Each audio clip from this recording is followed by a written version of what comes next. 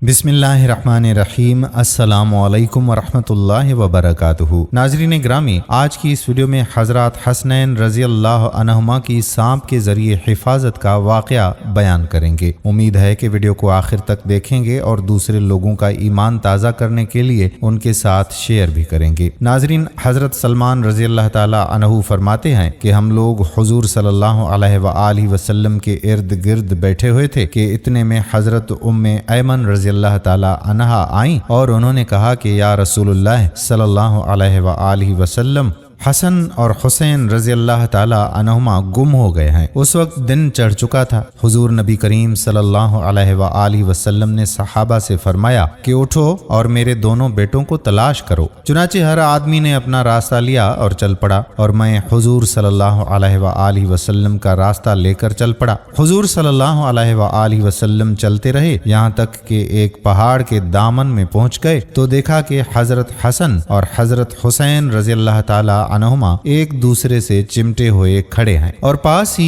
एक काला नाग अपनी दुम पर खड़ा है जिसके मुंह से आग की चिंगारियां निकल रही हैं। गालबन अल्लाह ने नाग भेजा था कि बच्चों को आगे जाने से रोके। हुजूर सल्लल्लाहु अलैहि वसल्लम जल्दी से नाग की तरफ बढ़े। उस नाग ने हुजूर सल्लल्लाहु अलैहि वसल्लम को मुड़कर देखा और चल पड़ा और एक सोराख में दाखिल हो गया। फिर हुजूर सल्लल्लाहु अलैहि वसल्लम उन दोनों के पास गए और दोनों को एक दूसरे से जुदा किया और दोनों के चेहरे पर हाथ फेरा और फरमाया, मेरे माँ बाप तुम दोनों पर कुर्बान हो, तुम दोनों अल्लाह के यहाँ कितने काबिल एहतराम हो। फिर एक को दाएं कंधे पर और दूसरे को बाएं कंधे पर बिठा लिया।